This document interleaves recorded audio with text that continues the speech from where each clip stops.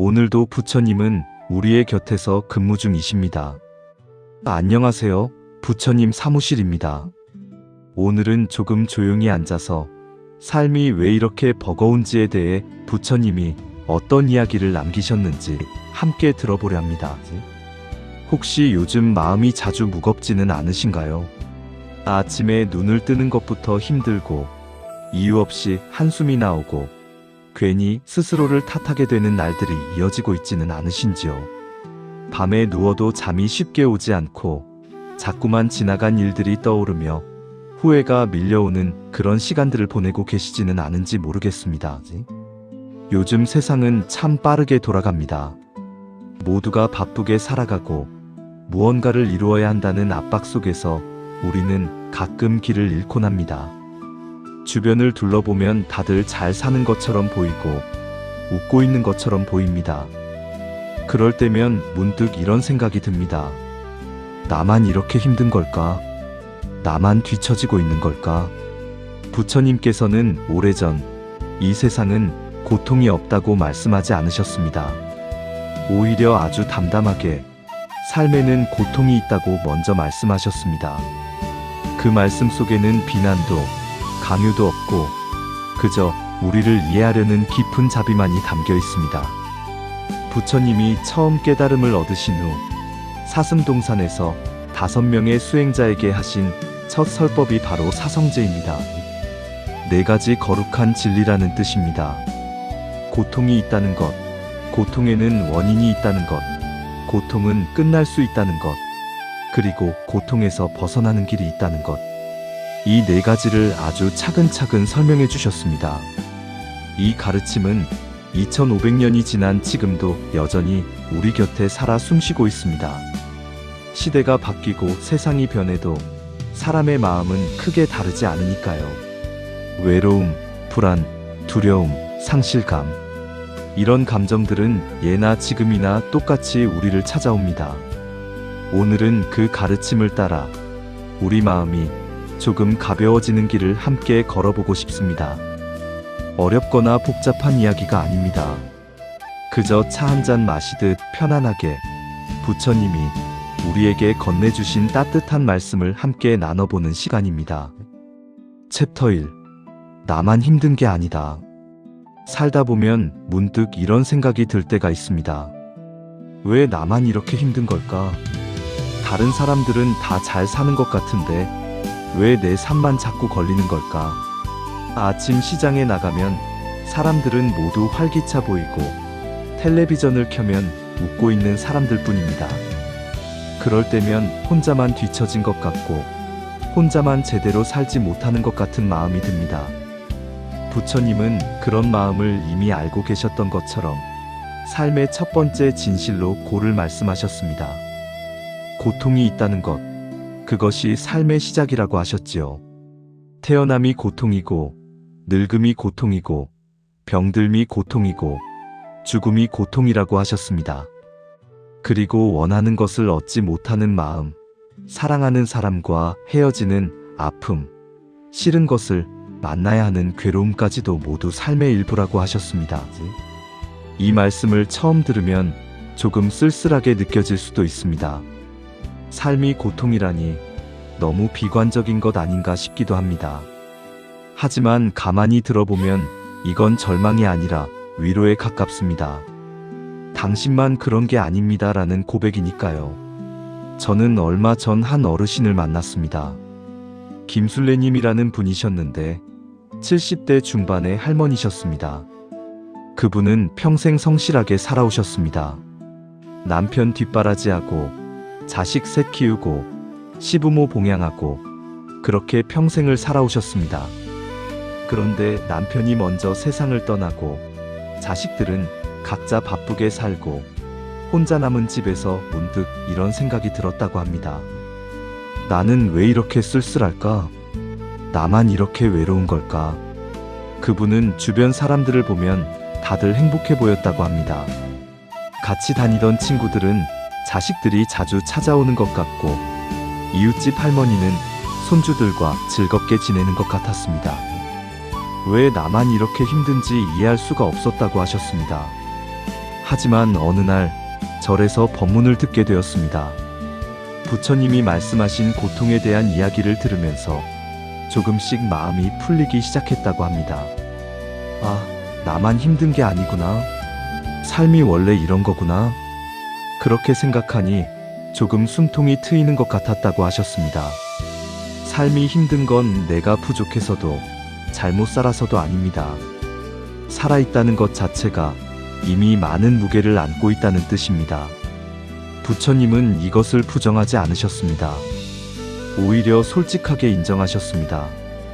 그래, 삶은 힘들다. 누구에게나 고통은 있다. 그렇게 말씀하신 것입니다. 우리는 가끔 고통을 숨기려고 합니다. 힘든 내색을 하면 약해 보일 것 같고 남들에게 짐이 될 것 같아서 웃는 얼굴로 버팁니다. 괜찮다고, 별일 아니라고 말합니다. 하지만 그 말을 하는 순간 마음속에서는 작은 비명이 울립니다. 정말 괜찮은 게 아닌데, 정말 힘든데 누구 하나 알아주지 않는 것 같아서 더 외롭습니다. 부처님은 그런 우리에게 먼저 손을 내밀어 주십니다. 숨기지 않아도 된다고, 힘들면 힘들다고 해도 된다고 말씀하십니다. 고통은 부끄러운 게 아니라 자연스러운 것이라고, 누구에게나 있는 것이라고 말씀하십니다.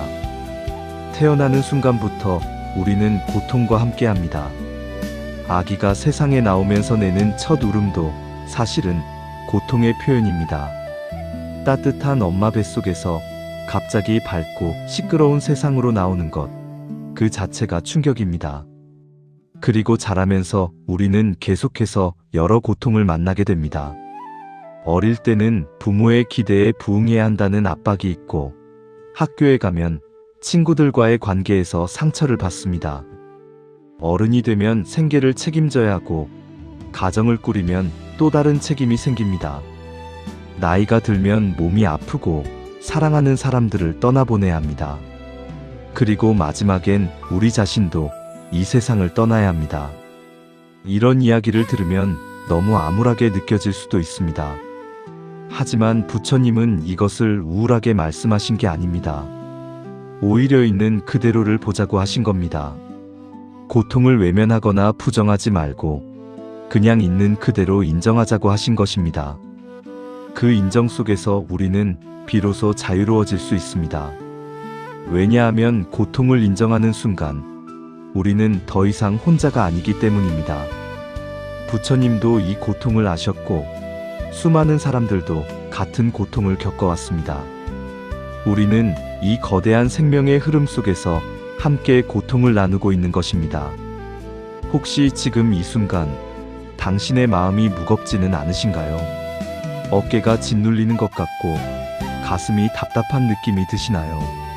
그렇다면 잠시 눈을 감고 지금까지 견뎌온 나 자신의 시간을 떠올려 봅니다. 그동안 참 많은 것을 잘 버텨왔다는 사실을 조용히 인정해 봅니다. 오늘 이 순간만큼은 스스로에게 이렇게 말해주면 어떨까요? 그래, 힘들 수 있었어. 충분히. 나만 힘든 게 아니었어. 이 세상을 살아가는 모든 사람이 저마다의 무게를 지고 있어. 그렇게 말해주는 것만으로도 마음이 조금은 가벼워질 수 있습니다. 챕터 2. 고통은 왜 생길까? 부처님은 고통을 설명하면서 그 원인을 밖에서 찾지 않으셨습니다. 누군가의 탓도 세상의 탓도 아니었습니다. 그분은 즉 욕심과 집착, 그리고 두려움을 이야기하셨습니다. 가지고 싶다는 마음, 놓치고 싶지 않다는 마음, 잃을까봐 불안해하는 마음이 고통을 키운다고 하셨지요. 이 말씀이 처음에는 조금 받아들이기 어려울 수 있습니다. 고통의 원인이 내 안에 있다니, 그러면 결국 내 탓이라는 건가 싶어서 마음이 불편할 수도 있습니다. 하지만 부처님은 우리를 탓하려고 이 말씀을 하신 게 아닙니다. 오히려 해결의 실마리를 우리 손에 쥐어주시려고 하신 것입니다. 생각해보면 우리를 가장 괴롭히는 순간은 상황 그 자체보다 그 상황을 붙잡고 있는 마음일 때가 많습니다. 예를 들어 비가 내리는 것 자체는 고통이 아닙니다. 하지만 맑은 날씨를 원했던 마음, 계획대로 되지 않은 것에 대한 아쉬움, 그런 마음들이 우리를 괴롭힙니다. 얼마 전 이정남님이라는 분을 만났습니다. 60대 후반의 남자 어르신이셨는데 평생 작은 가게를 운영하며 살아오셨습니다. 그런데 몇 년 전부터 큰 마트들이 동네에 들어서면서 장사가 점점 어려워졌습니다. 처음에는 괜찮을 거라고 생각했습니다. 단골 손님들이 있으니까 계속 찾아올 거라고 믿었습니다. 하지만 시간이 지나면서 단골 손님들도 하나둘 마트로 발길을 돌렸습니다. 가격이 싸고 물건도 다양하니까요. 그분은 점점 초조해지기 시작했습니다. 가게 문을 닫아야 하는 건 아닌가? 노후는 어떻게 해야 하나? 자식들에게 짐이 되는 건 아닌가? 이런 걱정들이 머릿속을 가득 채웠습니다. 밤에 잠을 자다가도 벌떡 일어나곤 했습니다. 내일 손님이 몇 명이나 올까? 이번 달 월세는 낼 수 있을까? 그런 생각들이 계속 맴돌았습니다. 옆에서 자고 있는 아내를 보면 미안한 마음이 들었습니다. 평생 고생만 시키고 편하게 해주지 못한 것 같아서 죄책감이 들었습니다. 그러다가 어느 날 동네 작은 절에서 법회가 있다는 소식을 들었습니다. 특별히 믿음이 깊지는 않았지만 마음이 답답할 때 가끔 절에 가면 조금 편해지는 것 같아서 찾아갔습니다. 그날 스님께서 사성제에 대해 말씀하셨는데 특히 고통의 원인에 대한 이야기가 마음에 와닿았습니다. 스님은 이렇게 말씀하셨습니다. 우리를 괴롭히는 것은 상황이 아니라 그 상황을 대하는 우리의 집착이라고. 가게가 문을 닫는 것 자체가 고통이 아니라 가게가 문을 닫으면 안 된다는 생각, 계속 장사를 해야 한다는 집착이 고통을 만든다고 하셨습니다. 그 말씀을 듣는 순간 뭔가 머릿속이 환해지는 느낌이 들었다고 합니다. 아, 내가 지금 가게에 너무 매달려 있구나. 가게가 나의 전부인 것처럼 생각하고 있구나. 그렇게 깨닫는 순간 조금씩 마음이 풀리기 시작했습니다. 사랑받고 싶다는 마음도 마찬가지입니다. 사랑받고 싶은 건 자연스러운 욕구입니다. 하지만 그것이 집착이 되면 고통으로 바뀝니다. 반드시 사랑받아야 한다. 인정받지 못하면 나는 가치 없는 사람이다. 이렇게 생각하는 순간 우리는 고통 속으로 빠져듭니다. 안정되고 싶다는 바람도 그렇습니다. 누구나 안전하고 편안한 삶을 원합니다. 하지만 세상에 영원한 것은 없습니다. 모든 것은 변합니다. 그런데 우리가 변하지 않기를 바라고 현재의 상태가 계속 유지되기를 원하면 그 순간부터 불안이 시작됩니다. 건강도 마찬가지입니다. 젊었을 때는 아무렇지 않게 뛰어다니던 몸이 나이가 들면서 점점 말을 듣지 않습니다. 계단을 오르면 숨이 차고 무릎이 아프고 여기저기 시큰거립니다. 이것은 자연스러운 노화 과정입니다. 하지만 우리는 젊었을 때의 몸을 그리워하고 예전처럼 움직이지 못하는 것에 좌절합니다. 부처님은 이런 집착의 뿌리에 무명이 있다고 하셨습니다. 무명이란 어둠, 즉 진실을 보지 못하는 상태를 말합니다.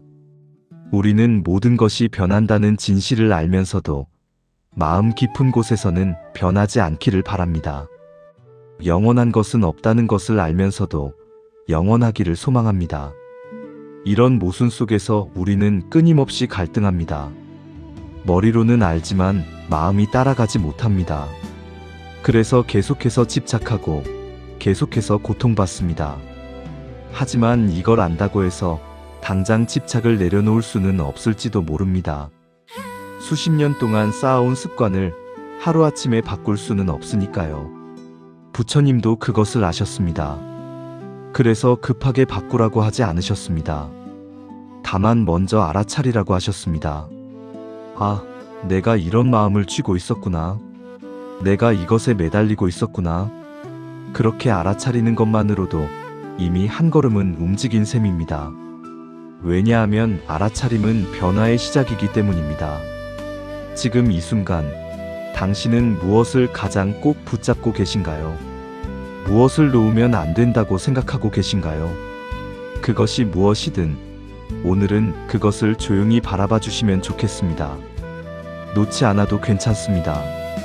그저 알아차리는 것만으로도 충분합니다. 마음속에서 가장 무거운 짐 하나를 떠올려 봅니다. 그리고 그 짐을 바라보며 조용히 물어봅니다. 이것이 정말 나의 전부인가? 이것 없이는 살 수 없는 것인가? 답은 당장 나오지 않아도 괜찮습니다. 질문을 던지는 것만으로도 충분합니다. 챕터 3. 고통은 끝날 수 있다. 사성제에서 가장 따뜻한 대목은 아마도 이 부분일 것입니다. 부처님은 분명히 말씀하셨습니다. 고통은 끝날 수 있다.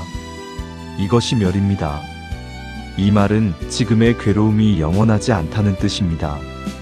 아무리 깊은 밤도 끝내는 새벽을 만나듯이 말이지요. 우리는 힘들 때 이 상태가 평생 갈 것처럼 느껴집니다. 이 고통이 끝나지 않을 것 같고 계속해서 이렇게 힘들 것만 같습니다. 하지만 돌이켜보면 지나온 많은 고통들이 어느 순간 조금씩 옅어져 있음을 알게 됩니다. 견딜 수 없을 것 같았던 이별의 아픔도 시간이 지나면서 잦아들었습니다. 도저히 극복할 수 없을 것 같았던 실패도 지나고 보면 하나의 경험으로 남았습니다. 박미숙님이라는 분이 계셨습니다. 70대 초반의 할머니셨는데 몇 년 전 남편을 갑작스럽게 잃으셨습니다. 어느 날 저녁 소파에 앉아 텔레비전을 보시다가 그대로 주무셨는데 다음날 아침 깨어나지 않으셨습니다. 50년을 함께 산 반려자를 그렇게 떠나보내셨습니다. 처음 몇 달은 정말 견디기 힘들었다고 합니다. 밥을 먹어도 맛이 없고 잠을 자도 자꾸 깨고 하루하루가 지옥 같았습니다. 집안 곳곳에서 남편의 흔적이 느껴졌습니다. 거실에 놓인 안경, 옷장에 걸린 옷, 신발장에 신발, 모든 것이 눈물을 불러일으켰습니다. 친구들이 위로를 해줘도 소용이 없었습니다. 시간이 약이라는 말도 들리지 않았습니다. 어떻게 이 아픔이 나을 수 있을까? 평생 이렇게 살아야 하는 건가? 그런 생각뿐이었습니다. 하지만 조금씩, 아주 조금씩 변화가 일어났습니다. 어느 날 아침 베란다에 핀 꽃을 보며 미소를 지을 수 있었습니다. 또 어느 날은 친구와 나눈 이야기에 웃음이 나왔습니다. 여전히 남편이 그리웠지만 그리움의 무게가 조금씩 가벼워지는 것을 느꼈습니다. 1년이 지나고 2년이 지나면서 조금씩 일상이 돌아왔습니다. 여전히 외롭고 여전히 그립지만 더 이상 견딜 수 없는 고통은 아니었습니다. 슬픔은 여전히 있었지만 그 슬픔과 함께 살아갈 수 있게 되었습니다. 부처님은 무언가를 억지로 바꾸라고 하지 않으셨습니다. 다만 집착이 사라지면 고통도 함께 사라진다고 아주 조용히 알려주셨습니다. 지금 겪고 있는 아픔도 조건이 모여 생긴 것이라면 조건이 풀리면 자연스럽게 흩어질 수 있습니다. 우리는 가끔 고통과 싸우려고 합니다. 빨리 이겨내야 한다고 생각하고 이 상태에서 벗어나기 위해 안간힘을 씁니다. 하지만 고통과 싸우면 싸울수록 고통은 더 강해집니다. 마치 모래밭에 빠졌을 때 발버둥 칠수록 더 깊이 빠져드는 것처럼 말이지요. 부처님은 다른 방법을 알려주셨습니다. 싸우지 말고 있는 그대로 바라보라고 하셨습니다. 고통을 밀어내려 하지 말고 그냥 관찰하라고 하셨습니다. 지금 내 마음이 아프구나. 지금 내가 슬프구나. 그렇게 인정하고 바라보기만 해도 조금씩 변화가 일어난다고 하셨습니다. 이것은 체념이 아닙니다. 포기도 아닙니다. 오히려 적극적인 대응입니다. 고통과 정면으로 마주하는 용기입니다. 외면하지 않고 회피하지 않고 있는 그대로를 보는 것입니다. 우리 몸도 그렇습니다. 어디가 아프면 자꾸 그 부위를 만지작거리게 됩니다. 신경이 쓰이니까요. 하지만 그럴수록 더 아픕니다. 대신 조용히 그 아픔을 관찰하면 아픔의 성질이 보입니다. 찌르는 듯한 아픔인지, 무딘 아픔인지, 계속되는 아픔인지, 왔다 갔다 하는 아픔인지. 그렇게 관찰하다 보면 어느새 아픔이 조금 누그러져 있습니다. 마음의 고통도 마찬가지입니다. 외로움을 느낄 때 그 외로움과 싸우지 말고 바라봅니다. 지금 내가 외롭구나. 이 외로움은 어디서 오는 걸까? 가슴 어디쯤에서 느껴지는 걸까? 그렇게 관찰하다 보면 외로움의 모습이 조금씩 선명해집니다. 그리고 놀랍게도 선명해진 외로움은 예전보다 덜 무섭습니다. 마치 어둠 속에 괴물이 불을 켜고 보니 그저 옷걸이였던 것처럼 정체를 알고 나면 두려움이 줄어듭니다. 부처님은 이것을 열반이라고 부르셨습니다. 불이 꺼진 상태, 번뇌의 불길이 사라진 평온한 마음을 말합니다. 이것은 죽음을 의미하는 게 아닙니다. 오히려 살아있으면서 경험할 수 있는 평화입니다. 혹시 지금 당신의 마음속에 꺼지지 않는 불길이 있으신가요? 계속해서 타오르는 불안이나 걱정이 있으신가요? 그렇다면 잠시 그 불길을 바라봐 주세요. 꺼트리려 하지 말고 그냥 바라봐 주세요. 숨을 한번 천천히 들이마시고 내쉬어 보세요. 들이마실 때는 시원한 공기가 코를 통해 폐로 들어가는 것을 느껴봅니다. 내쉴 때는 따뜻한 공기가 몸 밖으로 나가는 것을 느껴봅니다. 그렇게 몇 번 호흡을 하다 보면 마음이 조금 고요해지는 것을 느낄 수 있습니다. 그리고 마음속으로 이렇게 말해봅니다. 이 또한 머물다 지나갈 것이다. 지금의 이 고통도, 이 괴로움도 영원하지 않다. 반드시 지나갈 것이다. 그렇게 믿고 그렇게 기다려봅니다. 챕터 4. 길은 이미 있다. 부처님은 희망만 이야기하지 않으셨습니다. 그 희망으로 가는 길도 함께 내어주셨습니다. 그것이 바로 팔정도입니다. 8가지 바른 길이라는 뜻입니다. 팔정도는 산속에서만 가능한 수행이 아닙니다. 머리를 깎고 가사를 입어야만 실천할 수 있는 것도 아닙니다. 오히려 우리가 살아가는 일상 속에서 매 순간 선택할 수 있는 구체적인 길입니다. 바른 견해, 바른 사유, 바른 말, 바른 행동, 바른 생활, 바른 노력, 바른 알아차림, 바른 집중. 이 8가지가 팔정도입니다. 하나하나 뜯어보면 어렵지 않습니다. 오히려 당연한 이야기들입니다. 하지만 실천하기는 쉽지 않습니다. 최동수님이라는 분이 계셨습니다. 60대 중반의 남자 어르신이셨는데 평생 화를 잘 내는 성격으로 사셨습니다. 작은 일에도 목소리를 높이고 마음에 들지 않으면 짜증을 냈습니다. 그러다 보니 가족들과의 관계도 좋지 않았고 친구들도 하나둘 떠나갔습니다. 나이가 들면서 건강도 나빠지기 시작했습니다. 혈압이 높아지고 심장에도 문제가 생겼습니다. 의사는 스트레스를 줄이라고 했지만 성격을 어떻게 바꿀 수 있겠습니까? 평생을 그렇게 살아온 사람이 갑자기 바뀔 수는 없었습니다. 그러던 어느 날 건강검진을 받으러 갔다가 대기실에서 작은 책자를 발견했습니다. 불교에 관한 책이었는데 팔정도에 대한 이야기가 담겨 있었습니다. 별 생각 없이 집어들었는데 읽다 보니 마음에 와닿는 구절들이 있었습니다. 특히 바른 말에 대한 이야기가 인상 깊었습니다. 말은 한 번 내뱉으면 주워 담을 수 없다. 화살처럼 날아가서 상대방의 마음에 박힌다.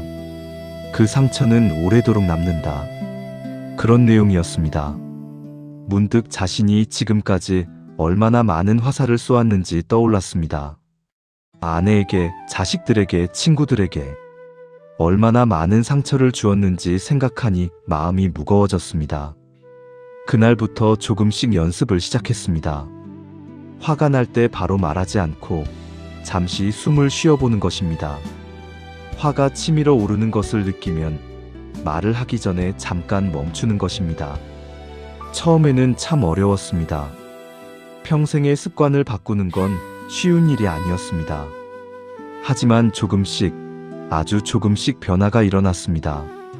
말을 하기 전에 한 번 더 생각하게 되었고, 목소리를 높이는 횟수가 줄어들었습니다. 그러자 신기하게도 가족들의 태도도 달라지기 시작했습니다. 아내가 먼저 말을 걸어오고 자식들이 전화를 더 자주 했습니다. 바른 행동도 마찬가지입니다. 부처님은 살생하지 말고 도둑질하지 말고 거짓말하지 말라고 하셨습니다. 이것들은 큰 범죄를 말하는 게 아닙니다. 일상 속 작은 행동들을 말합니다.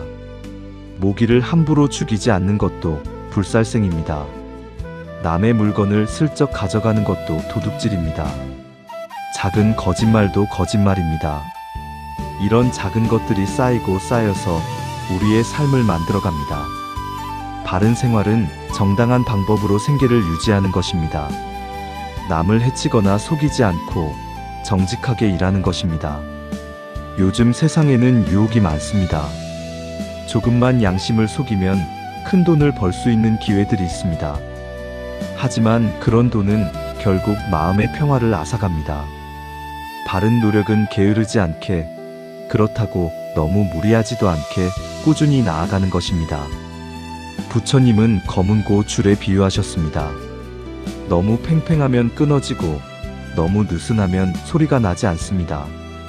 적당한 긴장이 아름다운 소리를 만듭니다.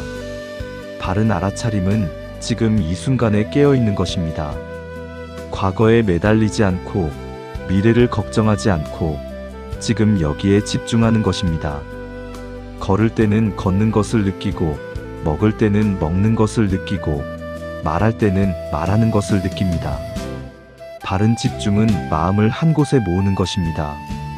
산만하지 않게, 흔들리지 않게 고요하게 마음을 정돈하는 것입니다.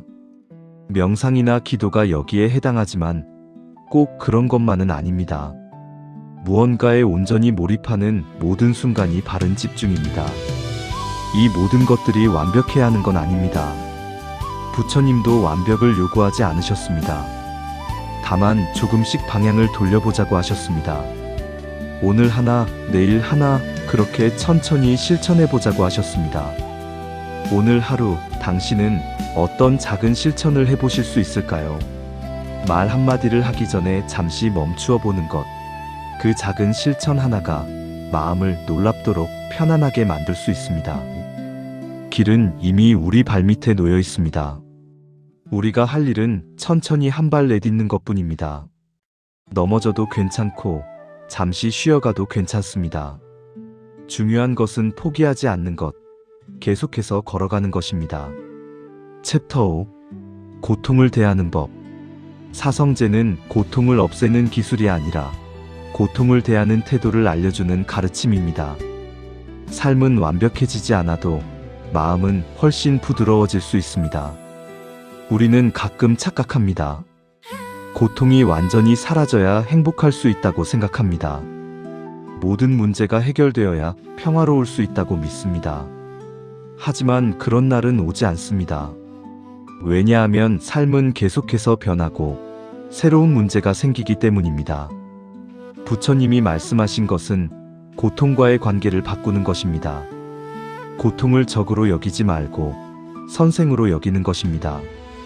고통은 우리에게 무언가를 가르쳐 주려고 찾아옵니다. 신체적 고통은 몸이 쉬어야 한다고 말해줍니다. 정신적 고통은 마음이 무언가 잘못되었다고 신호를 보냅니다. 관계의 고통은 소통이 필요하다고 알려줍니다. 이렇게 고통은 늘 메시지를 담고 있습니다. 하지만 우리는 그 메시지를 듣기보다 고통을 밀어내려고만 합니다. 빨리 사라지기를, 빨리 잊혀지기를 바랍니다. 그러면서 진통제를 찾고 술을 마시고 무언가에 몰두하려 합니다. 일시적으로는 효과가 있을지 모르지만 근본적인 해결은 되지 않습니다.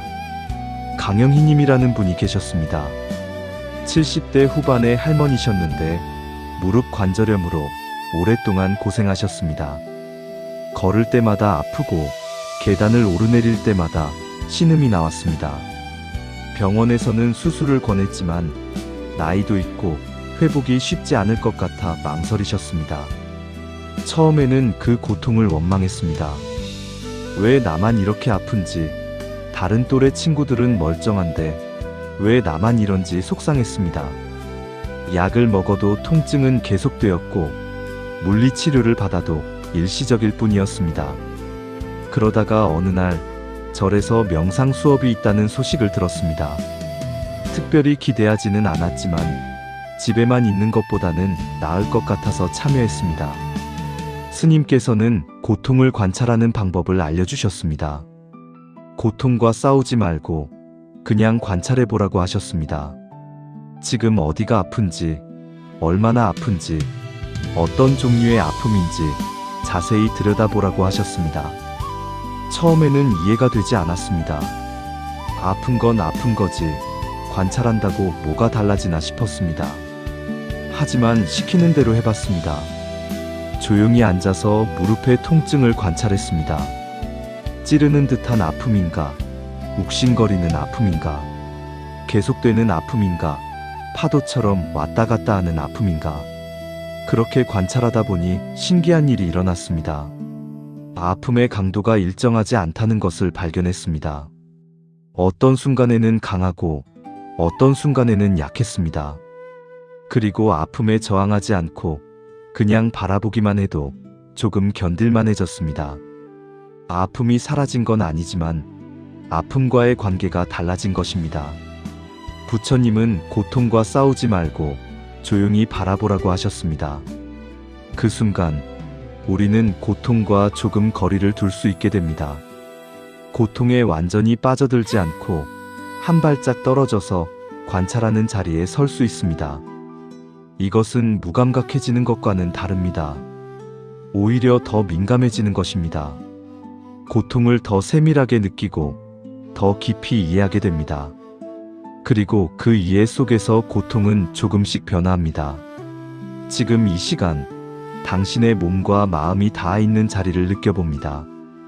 의자에 앉아 있다면 엉덩이가 의자에 닿는 감각을, 바닥에 앉아 있다면 다리가 바닥에 닿는 감각을 느껴봅니다. 호흡이 오르내리는 리듬을 느껴봅니다. 그리고 마음속으로 이렇게 발언해봅니다. 오늘 이 고통이 나를 더 부드러운 사람으로 이끌어주기를 바랍니다. 이 아픔을 통해 다른 사람의 아픔을 이해할 수 있기를 바랍니다. 이 괴로움이 결국 나를 더 성숙한 사람으로 만들어주기를 바랍니다. 고통은 삶의 일부이지만 그것이 전부는 아닙니다.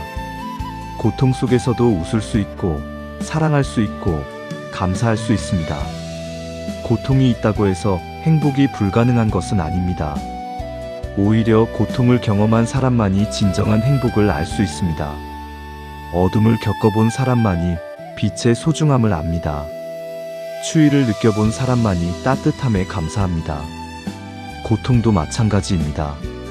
고통을 경험한 사람만이 평화의 가치를 알게 됩니다. 우리는 언제든 다른 방식으로 살아갈 수 있습니다. 같은 상황이라도 다르게 바라볼 수 있고 같은 고통이라도 다르게 대할 수 있습니다. 그 선택은 우리에게 달려 있습니다. 혹시 지금 당신을 괴롭히는 고통이 있다면 그것과 한번 대화를 나눠보는 건 어떨까요? 고통에게 물어봅니다. 너는 나에게 무엇을 말하고 싶은 거니? 무엇을 가르쳐 주려고 온 거니? 그리고 조용히 답을 기다려봅니다. 오늘 우리는 사성제를 통해 고통을 부정하지도 두려워하지도 않는 길을 함께 걸어왔습니다. 고통은 있다. 이것이 첫 번째 진실이었습니다. 나만 힘든 게 아니라 모두가 각자의 무게를 지고 살아간다는 것을 알았습니다. 고통에는 원인이 있다. 이것이 두 번째 진실이었습니다. 그 원인은 밖에 아니라 안에 있고 집착과 욕심이 고통을 키운다는 것을 배웠습니다. 고통은 끝날 수 있다. 이것이 세 번째 진실이었습니다. 지금의 괴로움이 영원하지 않으며 반드시 새벽은 온다는 희망을 얻었습니다. 그리고 그 길이 있다. 이것이 네 번째 진실이었습니다. 팔정도라는 구체적인 방법을 통해 우리는 조금씩 나아갈 수 있습니다. 부처님은 이 모든 것을 아주 인간적인 언어로 남겨주셨습니다. 어렵고 복잡한 이론이 아니라 살아가는 지혜였습니다. 산속 깊은 곳이 아니라 우리가 사는 이곳에서 실천할 수 있는 가르침이었습니다. 이 길을 완벽하게 걸을 필요는 없습니다.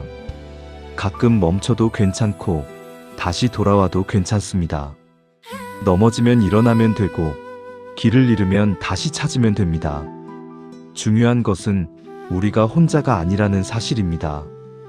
이 길 위에는 이미 많은 사람들이 함께 걸어왔고 지금도 함께 걷고 있습니다.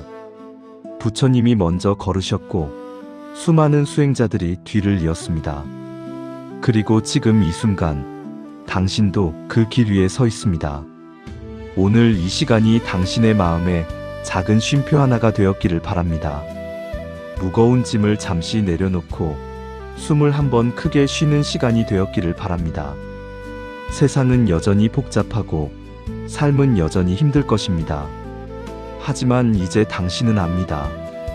고통이 있어도 괜찮다는 것을, 고통과 함께 살아갈 수 있다는 것을, 그리고 고통 너머에 평화가 있다는 것을. 부처님의 가르침은 2500년이 지난 지금도 여전히 유효합니다. 왜냐하면 그것은 시대를 초월한 진리이기 때문입니다. 사람의 마음은 예나 지금이나 크게 다르지 않고 고통의 본질도 변하지 않았습니다. 오늘 들은 이야기를 완벽하게 기억할 필요는 없습니다. 다만 마음 한구석에 작은 씨앗 하나가 심어졌다면 그것으로 충분합니다. 그 씨앗은 때가 되면 싹을 틔우고 자라서 나무가 될 것입니다. 당신의 일상으로 돌아가실 때 작은 것 하나만 기억해 주세요. 힘들 때 나만 힘든 게 아니라는 것, 고통은 언젠가 지나간다는 것, 그리고 조금씩 나아갈 수 있는 길이 있다는 것. 오늘 하루도 고단하셨을 당신에게 깊은 위로를 전합니다. 내일은 오늘보다 조금 더 가벼운 마음으로 하루를 시작하실 수 있기를 바랍니다. 따뜻한 인연으로 다시 뵙겠습니다. 오늘도 부처님은 우리의 곁에서 근무 중이십니다.